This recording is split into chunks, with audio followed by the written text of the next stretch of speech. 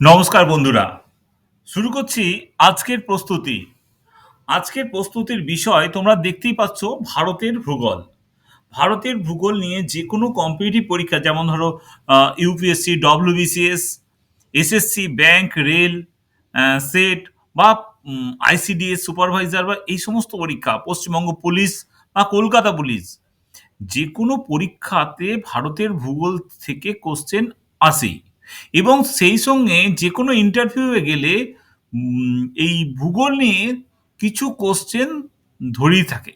তাই ভারতের ভূগোল যে কোনো পরীক্ষায়, সেটা ইন্টারভিউ হোক বা লিখিত পরীক্ষায় হোক, সেটা প্রিলিমস হোক বা মেন হোক, তার জন্যে কিন্তু ভারতের ভূগোল দেখে যাওয়াটা খুবই গুরুত্বপূর্ণ। তো এমনই কিছু কোশ্চেন নিয়ে আজকের এই ভিডিওটা, যে কোশ্চেনগুলো বিভিন্ন গুরুত্বপূর্ণ পরীক্ষায় বিভিন্ন সময় এসেছে। তোমরা দেখো, তোমরা সেই কোশ্চেনগুলো কতগুলো সঠিক উত্তর দিতে পারো সেটা তোমরা অবশ্যই কমেন্টে জানাবে। শুরু করছি আজকের প্রস্তুতি। আজকের প্রথম প্রশ্ন, ভারতের বৃহত্তম লবণাক্ত হ্রদ কোনটি? ভারতের বৃহত্তম লবণাক্ত হ্রদ কোনটি? অপশন আছে পুলিকট, লোকটাক, সম্বর, কোলেরু। ভারতের বৃহত্তম লবণাক্ত হ্রদ কোনটি? সেটা সঠিক উত্তর হচ্ছে সম্বর হ্রদ। সম্বর হ্রদ ভারতের বৃহত্তম লবণাক্ত হ্রদ। পুলিকট হ্রদ কোথায় আছে? অন্ধ্রপ্রদেশে। লোকটক হচ্ছে মণিপুরে, এটা স্বাদু জলের হ্রদ। সম্বর হ্রদ হচ্ছে রাজস্থানে।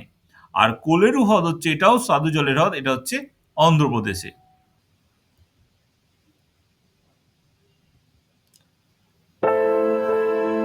ভারতের প্রথম জলবিদ্যুৎ কেন্দ্র কোথায় স্থাপিত হয়েছিল? পরের প্রশ্নে আমরা এসেছি, সেটা হচ্ছে প্রথম জলবিদ্যুৎ কেন্দ্র কোনটা? ভাকরানাঙ্গাল, সিদ্রাপং, হীরাকুদ, সর্দার সরোবর। সঠিক উত্তর হচ্ছে সিদ্রাপং। সিদ্রাপং হচ্ছে ভারতের প্রথম জলবিদ্যুৎ কেন্দ্র। ভাকরানাঙ্গাল জলবিদ্যুৎ কেন্দ্র হচ্ছে হিমাচল প্রদেশ। সিদ্রাপং হচ্ছে পশ্চিমবঙ্গের দার্জিলিং। হীরাকুদ হচ্ছে উড়িষ্যা। আর সর্দার সরোবর হচ্ছে গুজরাট। পরের প্রশ্ন, ভারত আফগানিস্তানের মধ্যে যে সীমারেখা, তার নাম কি? Option A Durand line, option B McMahon line, option C Radcliffe line, option D Maginot line. বর্তমানে এটা পাকিস্তান আফগানিস্তান সীমান্তে হচ্ছে ডুরান্ট লাইন। অবিভক্ত ভারতের সঙ্গে আফগানিস্তানের যে সীমারেখা ছিল তার নাম ছিল Durand line. Durand line Pakistan Afghanistan, McMahon line China India, Radcliffe line India Pakistan, আর ম্যাগিনোট লাইন জার্মানি ফ্রান্স।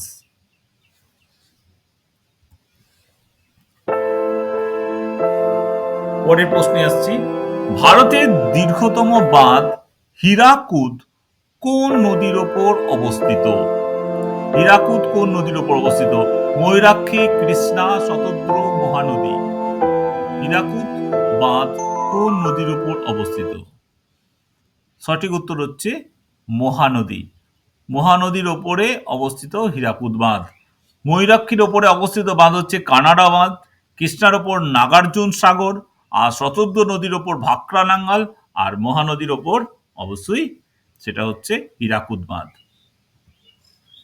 পরের প্রশ্ন, বিন্ধ্য ও সাতপুরা পর্বতমালার মধ্য দিয়ে কোন নদী প্রবাহিত হয়েছে? বিন্ধ্য পর্বত এবং সাতপুরা পর্বতের মাঝখান দিয়ে কোন নদী প্রবাহিত হয়েছে? গোদাবরী, কৃষ্ণা, নর্মদা, মহানদী। কোন নদী প্রবাহিত হয়েছে বিন্ধ্য সাতপুরার মাঝখান দিয়ে? সঠিক উত্তর হলো নর্মদা নদী। গোদাবরীকে দক্ষিণের গঙ্গা বলা হয়। কৃষ্ণা নদীর উৎপত্তি হচ্ছে মহাবালেশ্বর থেকে। নর্মদা নদীর উৎস অমরকণ্টক এবং মহানদীর উৎস হচ্ছে দণ্ডকারণ্য। দণ্ডকারণ্য থেকে কোন নদীর উৎপত্তি, এটা অনেক সময় কোশ্চেন আসে, সেটা হচ্ছে মহানদী। পরের প্রশ্ন, হচ্ছে নিচের কোন নদীটি সিন্ধুর উপনদী নয়? সিন্ধু নদের বা সিন্ধু নদীর উপনদী নয় কোনটি? ইন্দ্রাবতী, বিপাশা, ইরাবতী, বিতস্তা। কোনটা সিন্ধুর উপনদী নয়? সঠিক উত্তর হচ্ছে ইন্দ্রাবতী। ইন্দ্রাবতী হচ্ছে গোদাবরী নদীর উপনদী। ইন্দ্রাবতী। বিপাশার দৈর্ঘ্য হচ্ছে 460 কিলোমিটার। ইরাবতী হচ্ছে 725 কিলোমিটার। বিতস্তা হচ্ছে 724 কিলোমিটার দীর্ঘ উপনদী। পরের প্রশ্ন, দাক্ষিণাত্য লাভাক্ষেত্র বা ডেকান ট্রাপ নামে পরিচিত কোন যুগে গঠিত হয়েছিল? ডেকান ট্রাপ কোন যুগে? অপশন এ ক্যাম্ব্রিয়ান যুগে, ট্রায়াসিক যুগে, জুরাসিক যুগে, আর হচ্ছে ক্রিটেসিয়াস যুগে। সঠিক উত্তর হচ্ছে ক্রিটেসিয়াস যুগে।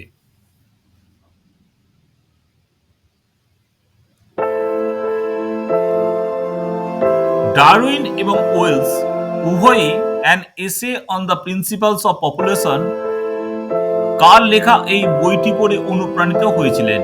Lamarck, Malthus, Erasmus, Voltaire. An essay on the principle of population বইটা কার লেখা?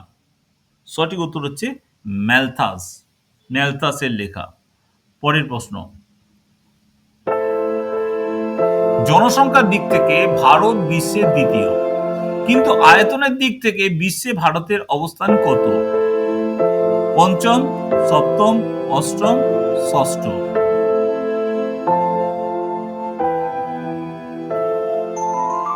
সঠিক উত্তর হচ্ছে সপ্তম। ভারতের স্থান আয়তনের দিক থেকে সপ্তম। প্রথম হচ্ছে রাশিয়া, দ্বিতীয় কানাডা, তৃতীয় মার্কিন যুক্তরাষ্ট্র, চতুর্থ হচ্ছে চীন। এরপরে ছিল অস্ট্রেলিয়া এবং তারপরে রয়েছে ভারত হচ্ছে সপ্তম। ষষ্ঠ স্থানে রয়েছে ব্রাজিল এবং তারপরে হচ্ছে ভারত। ভারতের দ্বিতীয় পঞ্চবার্ষিকী পরিকল্পনা কোন মডেলের ওপর ভিত্তি করে তৈরি হয়েছিল? সোলার তত্ত্ব, মহাত্মা গান্ধী দর্শন তত্ত্ব, হ্যারোড ডোমার তত্ত্ব, মহালনোবিস তত্ত্ব। কোনটার ভিত্তিতে এই দ্বিতীয় পঞ্চবার্ষিকী পরিকল্পনা গঠিত হয়েছিল? সঠিক উত্তর হচ্ছে মহালনোবিস তত্ত্ব বা প্রশান্তচন্দ্র মহালনোবিস তত্ত্ব। এই দ্বিতীয় পঞ্চবার্ষিকী পরিকল্পনা 1956 সাল থেকে 1961 সাল পর্যন্ত ছিল। এটার মূল লক্ষ্য ছিল শিল্পের বিকাশ। বার্ষিক জাতীয় আয় খুব উল্লেখযোগ্যভাবে 4.5% বৃদ্ধি পেয়েছিল। এই সময় 5টি ইস্পাত কেন্দ্র গঠিত হয়েছিল। তার মধ্যে উল্লেখযোগ্য হচ্ছে ভিলাই, দুর্গাপুর এবং রাউরকেলা। পরের প্রশ্ন, ভারতে কোন ধরনের মাটি সবচেয়ে বেশি পাওয়া যায়? কোন মাটি সব থেকে বেশি দেখতে পাওয়া যায়? লোহিত মৃত্তিকা, কৃষ্ণ মৃত্তিকা, পলি মৃত্তিকা, ল্যাটেরাইট মৃত্তিকা। কোন মৃত্তিকা ভারতে সব থেকে বেশি আছে? সঠিক উত্তর হচ্ছে পলি মৃত্তিকা। পলি মৃত্তিকা, এই মৃত্তিকা কি যেটা তুলা চাষের জন্য খুব ভুল বললাম। পলি মৃত্তিকা ভারতে 45.6% রয়েছে। লোহিত মৃত্তিকা হচ্ছে স্ফটিক শিলা থেকে আসে। কৃষ্ণ মৃত্তিকাটা তুলা চাষের জন্য বিখ্যাত। আর ল্যাটেরাইট মৃত্তিকা কাজু বাদাম চাষের জন্য উপযুক্ত। পরের প্রশ্নে আসছি, বিশ্বের মোট ভূমির কত শতাংশ ভারতে অবস্থিত? মোট ভূমিভাগের কত শতাংশ ভারতে রয়েছে? 4.1%, 2.4%, 3.6% আর 5.3%। সঠিক উত্তর হলো 2.4% বা 2.4%।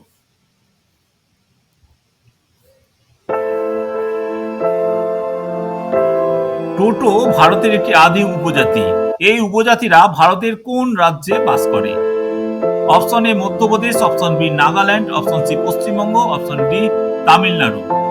টোটো উপজাতি কোন রাজ্যে বাস করে? সঠিক উত্তর হলো পশ্চিমবঙ্গ। পশ্চিমবঙ্গের দেখা যায় টোটো উপজাতিদের। পরের প্রশ্ন, ভারতের দীর্ঘতম পশ্চিম বাহিনী নদীর নাম কি? কোনটা ভারতের দীর্ঘতম পশ্চিম বাহিনী নদী? Option A Tapi, option B Sabarmati, option C Narmada, option D Luni. কোনটি ভারতের দীর্ঘতম পশ্চিম বাহিনী নদী? সঠিক উত্তর হচ্ছে নর্মদা। নর্মদা একটি সবগুলি পশ্চিম বাহিনী নদী, নর্মদা দীর্ঘতম পশ্চিম বাহিনী নদী। তাপি হচ্ছে খাম্বাত উপসাগরে মিশেছে, সবরমতীও খাম্বাত উপসাগরে পড়েছে, নর্মদা নদী খাম্বাত উপসাগরে পড়েছে এবং লুনি একমাত্র অন্তর্বাহিনী নদী। পরের প্রশ্ন, অন্ধ্রপ্রদেশ রাজ্যের বর্তমান রাজধানীর নাম কি? আমরা জানি অন্ধ্রপ্রদেশ রাজ্য ভাগ হয়েছে, তেলেঙ্গানা তৈরি হয়েছে, তো অন্ধ্রপ্রদেশের বর্তমান রাজধানীর নাম কি?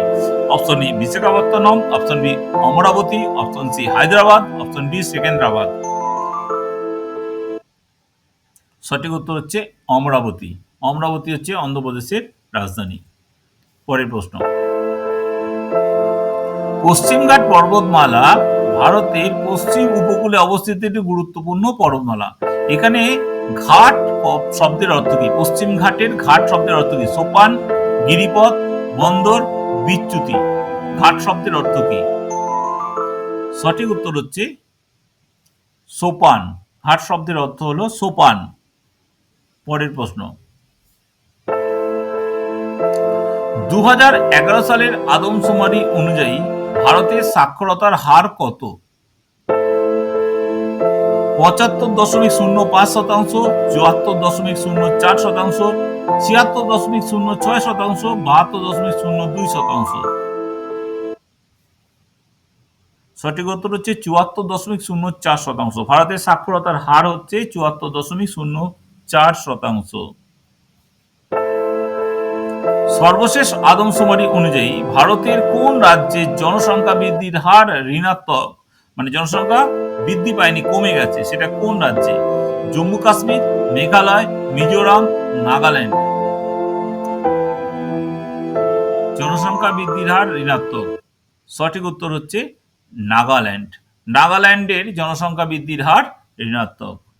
পরের প্রশ্ন, 2011 সালের আদমশুমারি অনুযায়ী ভারতের কোন রাজ্যের জনসংখ্যার ঘনত্ব সবচেয়ে কম, অর্থাৎ প্রতি স্কোয়ার কিলোমিটারে জনসংখ্যা সবচেয়ে কম কোন রাজ্যে? সিকিম, গোয়া, অরুণাচল প্রদেশ, নাগাল্যান্ড। সঠিক উত্তর হলো অরুণাচল প্রদেশ। প্রতি বর্গ কিলোমিটারে সবচেয়ে কম লোক বাস করে অরুণাচল প্রদেশে। পরের প্রশ্ন, ভারতের পূর্বতম রাজ্য কোনটি? ভারতের পূর্বতম রাজ্য কোনটি? অরুণাচল প্রদেশ, নাগাল্যান্ড, মণিপুর, মিজোরাম। কোনটা ভারতের পূর্বতম রাজ্য? সঠিক উত্তর হলো অরুণাচল প্রদেশ। অরুণাচল প্রদেশ ভারতের পূর্বতম রাজ্য।